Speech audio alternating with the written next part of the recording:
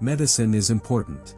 As it turns out, being able to prevent or slow down death using science is quite the achievement and one of the biggest advantages intelligent species have when compared to common animals.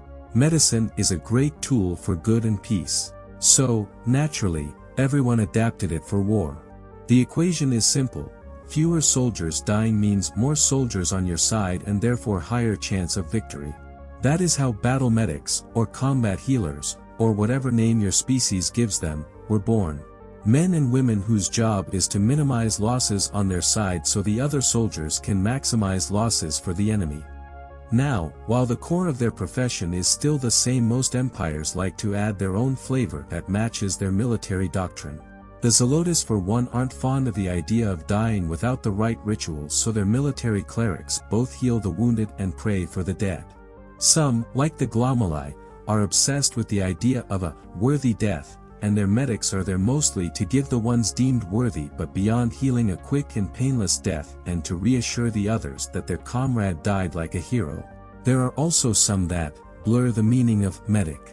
The Capulans are so utterly stuffed with mechanical modifications that their training consists of more engineering than actual medicine, and since they are so tough to kill, most of their job is just dragging broken soldiers out of the front lines and scavenging for pieces from the dead ones. But there is a very nice constant among all medics: compassion. The Zelote clerics treat the dead with respect and care for the wounded like they are their children.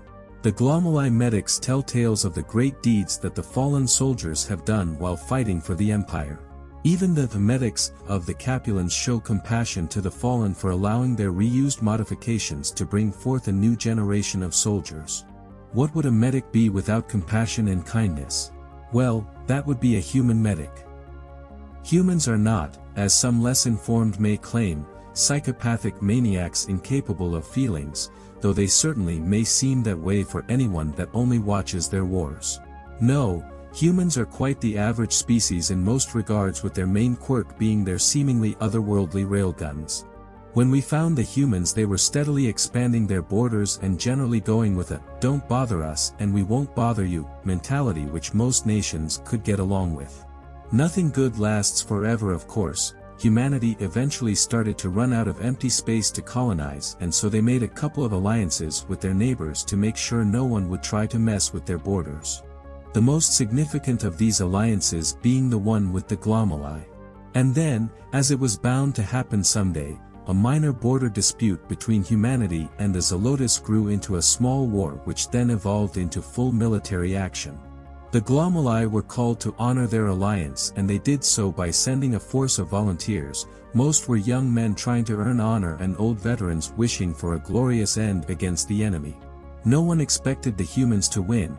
They were much younger than the Zelotes and had only half the territory, but a promise is a promise. After 5 years of conflict, a treaty was signed which, surprisingly, ended with a costly human victory. After the Glomuli veterans came back, they told the others about the war, about the great machines of carnage and fire that killed and destroyed everything in sight. But the machines and death weren't the worst part, not by a long shot. The worst part were the human medics. The human medics did not let the warriors die in glory. They did not show compassion or pity, only rage. Any medic should know that trying to save a man that has been torn in half is a waste of time, and they should instead focus on giving them a quick end. Not the humans. They told tales of medics sewing wounds of dying men, all while screaming at the top of their lungs that the soldiers didn't have permission to die. Men whose legs had been literally torn to shreds would inject themselves with a concoction of drugs so they could keep on treating the wounded until the bitter end.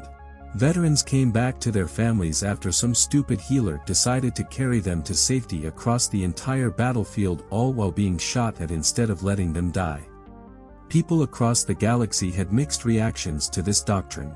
The Capulans thought it was efficient and started placing implants on their medics that made them more aligned to humans.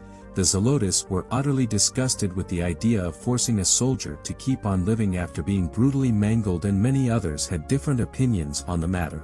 But no matter the species, nation, or culture, there is always one thing that all soldiers who have seen human medics in action can agree on. They are goddamn scary.